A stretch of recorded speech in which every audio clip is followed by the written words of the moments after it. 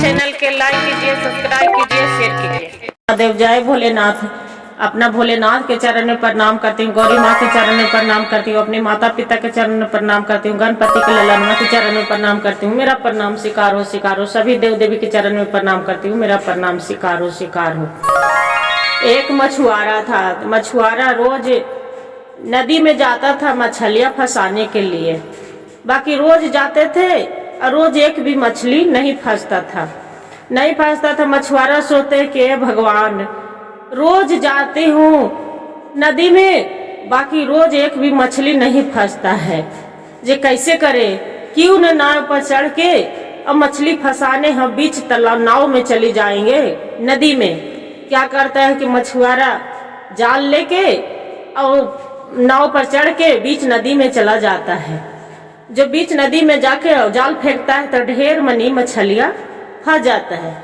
तब बोलता है नाव कि मलाह की भैया, आज तो बड़ी मनी मछली फंस गया है। भगवान के भोलेनाथ के महिमा था कि एक गरीब आदमी के इतना मछली फंस गया है, से आज तो बाजार में खूब बेचेंगे मछली। तो इतने में एक टेंगरा मछली आ जाता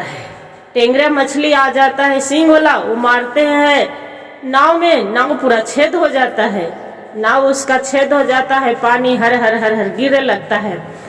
फिर नाव बोलता है कि अरे केवट भैया, अरे ये तो पूरा नाव तो छेद हो गया है, मछलियां तो पूरा मर जाते हैं। या भगवान, ये क्या हो गया कि मछली मेरा नाव के छेद कर दिया। वहां से क्या करते हैं कि तालाब से मछली लाके और जाके बाजार में बेच देता है। मछली बेच उच के आके सोचता है कि नाव तो मेरा छेद हो गया है, पानी तो उस पर रहेगा नहीं, कैसे पानी चला जाएगा नाव में, और नाव में पानी चल जाएगा तब मेरा नाव तो नदी में डूब जाएगा, गंगा जी में डूब जाएगा, तो उकरा नाव के साथ साथ हम भी डूब के मर जाएंगे। काहे न हम लकड़ी काट के और नाव के दूसरा बनवाते हैं। नाव क्या करता है कि केवट चल जाता है एगो टांगा लेके और जंगल के ओर चल जाता है। तो देखते हैं कि ये लकड़ी कोई मोटा है कोई पतला है, ऐसी देख देख के खोजत रहता है। तो एक लकड़ी मिल जाता है, देखते हैं कि अरे ये तो लकड़ी बड़ी सुंदर है, यही लकड़ी हम काटेंगे। जैसी लकड़ी के टांग लगाने लगता है, काटे लगता है छेव, तो ऊपर एक गरबैया बच्चा दे ले रहता है, तोता अंडा अपना।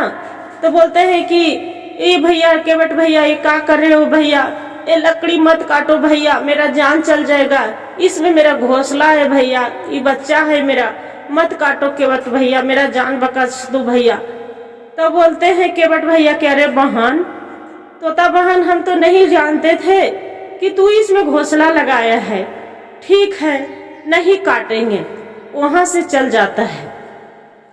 जो चल जाता है इतने में फिर थोड़ा दूर जाता है तो खूब आंधी तूफान, खूब बारिश जोर जोर से होने लगता है। जो जोर जोर से होने लगता है तब केवट सोचता है कि अरे शाम को समय हो गया, ये बारिश होने लगा है, कहाँ जाए। तब उसका नजर आता है भोलेनाथ के ही महिमा, उसका एक झोपड़ा नजर आते हैं। तो झोपड़े में जाते हैं, दरवाजे पर जाकर ऐसे से खटखटाते हैं, तो वहां से एक बूढ़ा निकलते हैं। बोलते हैं कि बाबा, ये मेरा रहने के लिए दे दीजिए ना, आज बहुत कोस के बारिश हो रहा था, मेरा नाव टूट गया था, लकड़ियां काटने आए थे, बाकी लकड़ी हम नहीं काट पाए हैं, से सुबह के हम चली जाएंगे। बोलते हैं कि ठीक है, आओ रह जाओ। जाके बेचारा क्या करता है कि केवट चटाई बिछाता है और बिछा के जाके सोच पड़ल रहता है। और जो बूढ़ा बूढ़ी रहते हैं तो बढ़िया बढ़िया पकवान बना रहते हैं और खाते रहते हैं और दुनू अपनी मन में सोचते रहता है। जो सोचते रहती है कि बुढ़िया भी रहती है, जे बोलते हैं कि अजी वो केवट कहाँ गया, तो वो तो सो रहा है। तो कि हाँ चलो ने हमनी राजा की यहाँ उड़ जाते हैं और उड़ के चल जाके बढ़िया बढ़िया भोजन करके आ जाएंगे। बोले कि चलो, ये तो सूखा सूखा रूखा खाते खाते मेरा जी अनसा गया है, से चलो।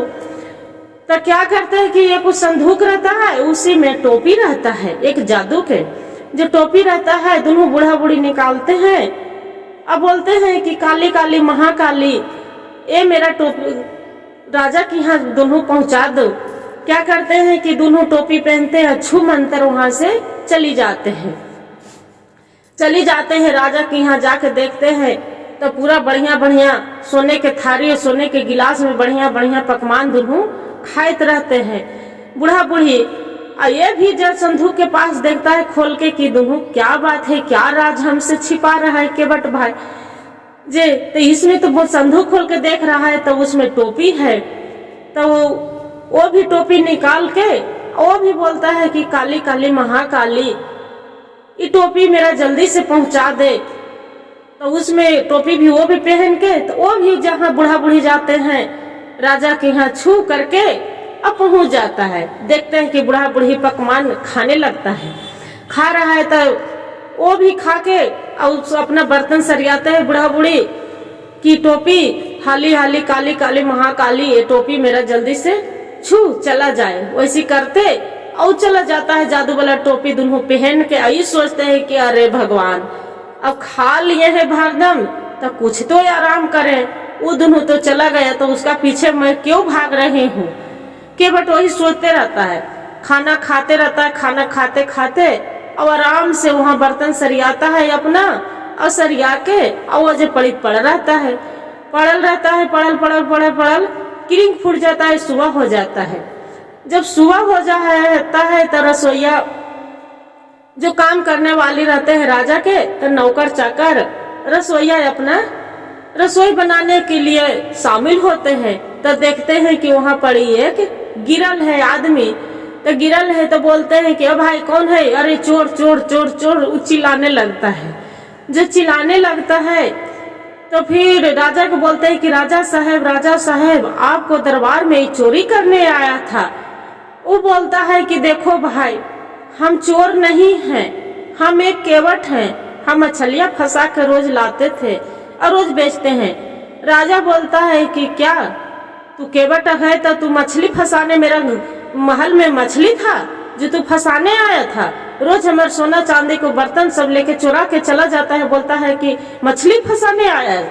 अपना नौकर के बोल देता है मंत्री के कि जाओ ये केवट के मार डालो।